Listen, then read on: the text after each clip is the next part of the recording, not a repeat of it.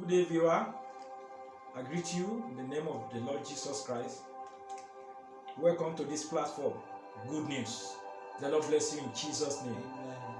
Last week, we are here and we talk about the Word of God. And the Word of God led us to rightly divide the Word. Yes. And I promise you that we are going to work on rightly divide the Word. Pastor, how are you, sir? Fine, sir. You're welcome. Glory be to God. Last week we talked about the Word of God, Exactly. and the Word of God led us to rightly divide the Word of God. Yes. Sir, what is rightly divided the Word of God? Well, it's like the word is strange. Is it scriptural? It is scriptural. It is Okay. scriptural. Can you explain, sir? Let's look at 1 Timothy chapter 2, verses 15. Okay. 2 Timothy chapter 2, verses 15. This is Paul talking to Timothy, and it's also for every believer. He said, "But be diligent to present yourself approved to God, a workman who does not need to be ashamed, rightly dividing the word of truth." So this is Paul talking here to Timothy, and is the apostle, is our apostle, is the apostle of Gentiles. So this is an instruction to every believer to rightly divide the word of truth. Now, when we say rightly dividing the word of truth, it means that for us to get the intention of the writer of the word of truth, which is the scripture, the Bible is the word of truth. So whenever we carry it, we should be able to divide it in such a way that we will get the intention of the writer. And the intention of every writer of the scripture is pointing to the person of Jesus. John chapter 5, verses 39 said that you search the scripture, thinking that in them you find eternal life. But these things are they that testify of me. It means all scriptures testify of Jesus. So the intention of every writer of the Bible, which is the scripture, which is the truth, is to show us Jesus and his words. So whenever we are reading the Bible, we try to see what Jesus is saying, and we try to see Jesus in it. That's why the Bible is Christ-centric in nature. There are many scriptures that we are going to be looking at today, rightly divided, that many believers has gotten wrong. Okay. Now, I think you have some list with you. Possibly you can produce such list. Yes, sir. Like which one do you think we should look at? Before you go to that. Okay. Yes, sir. Okay. Oh, are you saying that if we don't rightly divide the word, Yes. can it affect our Christianity life? It can. Okay. And it has been affecting many believers' Christian life. Now, how are we going to know that? You know, one thing is that our what we hear, the information we hear, determines our belief system.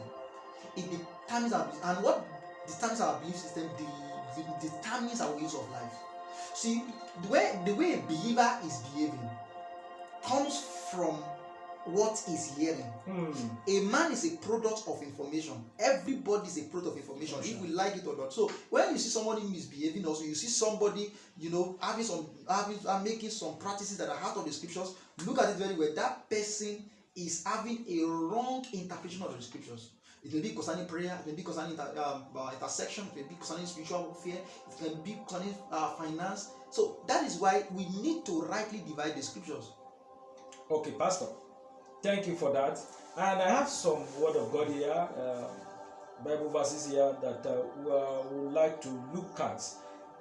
Like Matthew chapter 5. Let's go to Matthew chapter 5, verse 20.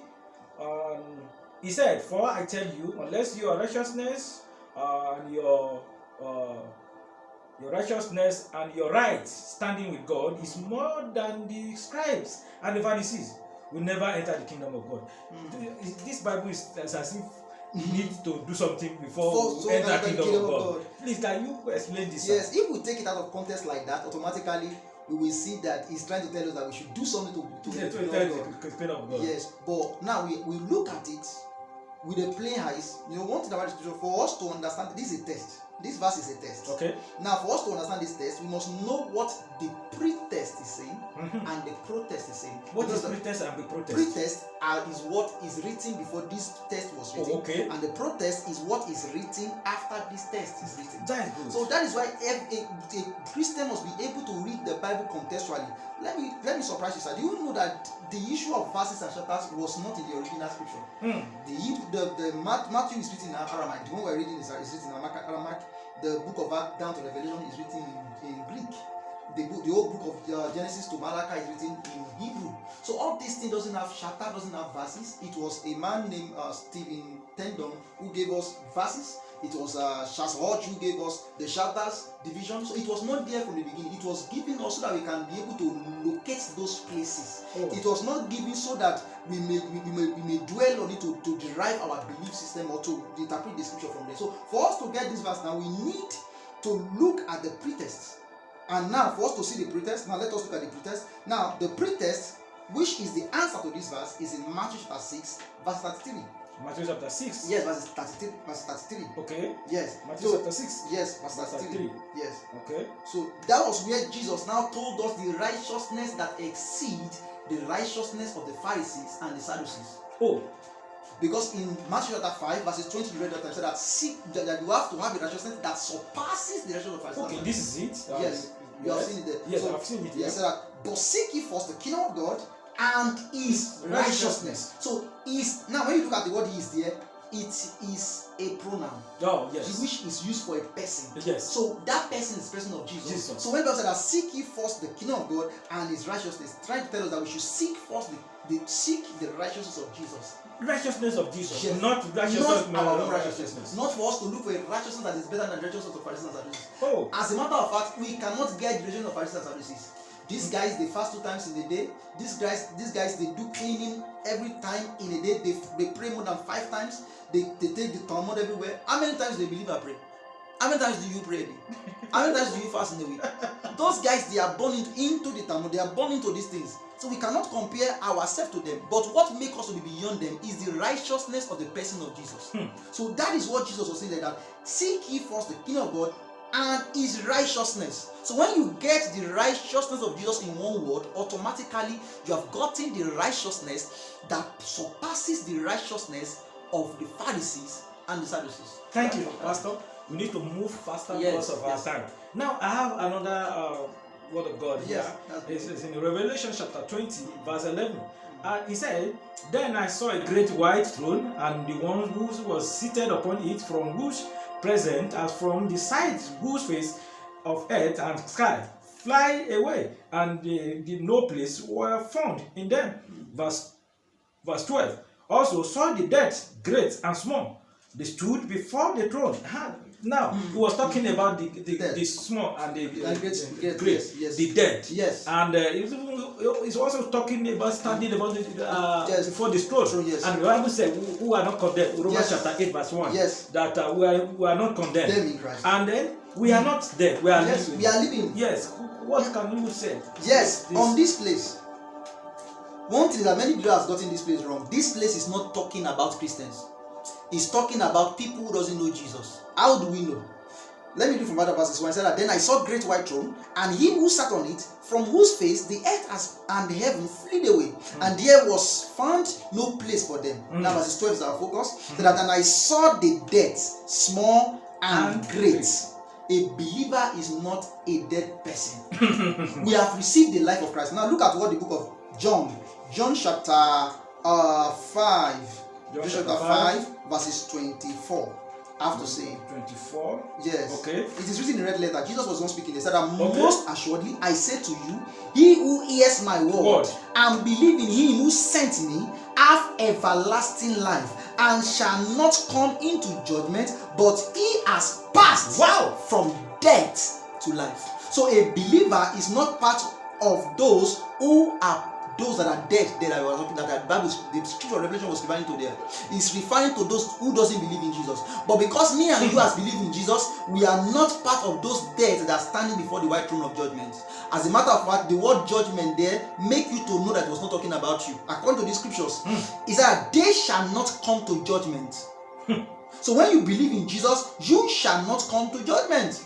You have passed from death to life. So you are not going to come to the white throne of judgment. Those that are coming there to come and stand based upon their profile are those who doesn't have the profile of Jesus. They don't believe in Jesus, but you believe in Jesus. Jesus is your own profile. Jesus stood before you in the judgment seat, and you are freed.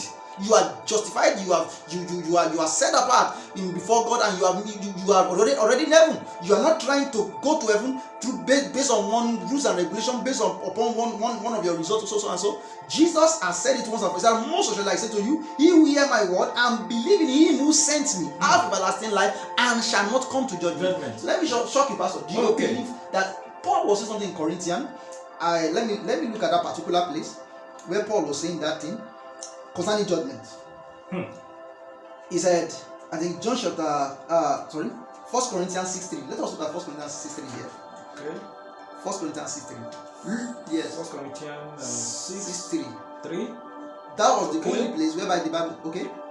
Do you know also that we Christians are to judge the very angels and pronounce opinion between the right and the wrong for them? How much more then as a matter pertaining to this world and to his life only? Imagine, so the Bible is saying that Christians shall judge angels. So how come that we are going to stand to judge angels now going to stand before white throne judgment? It's not done. We are not going to be judged. We are going to stand as a judge to judge angels. That's why I laugh whenever you say believers saying that you are going to judge. You are not going to any judgment. Jesus, you have been judged in Jesus, and Jesus has taken the punishment in your place so that you can be free. There's no judgment for you. Thank you, Pastor.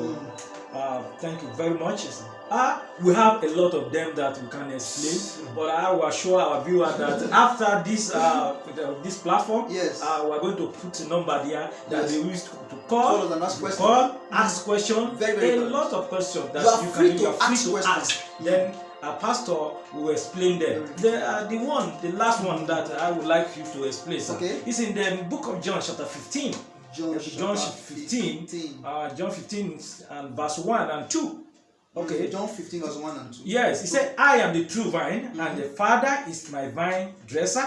Verse 2 said, "Any branch in me that does not bear fruit, that stop bearing, it shall be cut away." Now, Jesus speaking here, he will cut us away. Yes. How can you say this? Because Jesus is our Father. He's our Father. And he said, there's no way he can cast out us.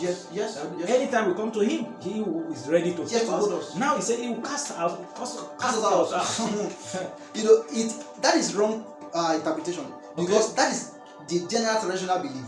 But when we look at it very well, what Jesus was saying is that I am the true vine, and my Father is the vine dresser. Every branch in me, which means this branch we are talking about is in him, that does not bear fruit.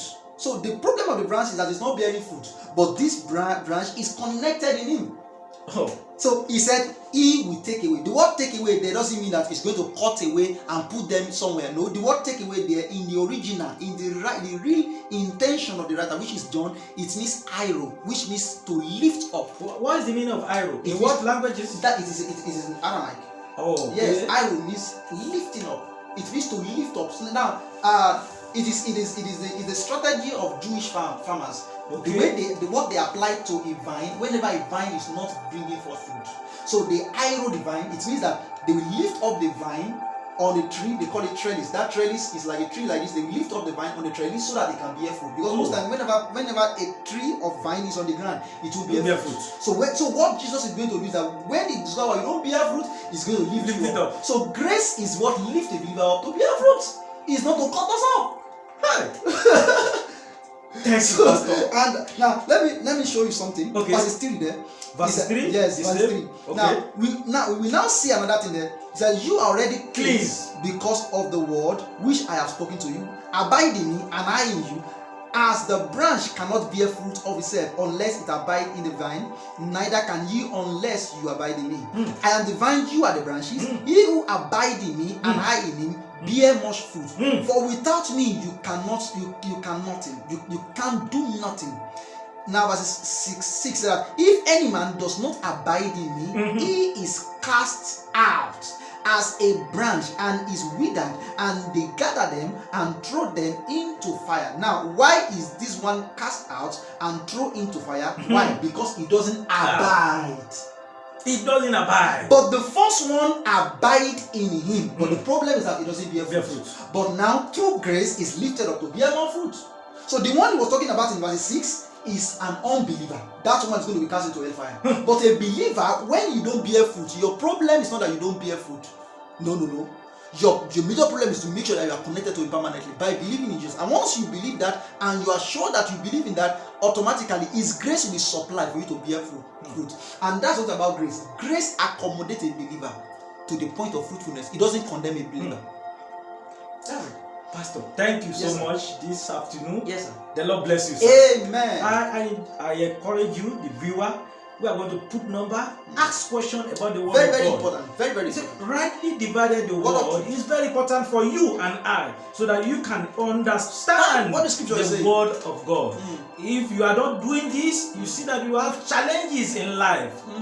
So lack of wisdom give you challenges. Not that the witches and the wizard in your house is disturbing you. It's because the lack of wisdom of word of God is not in you. That's it.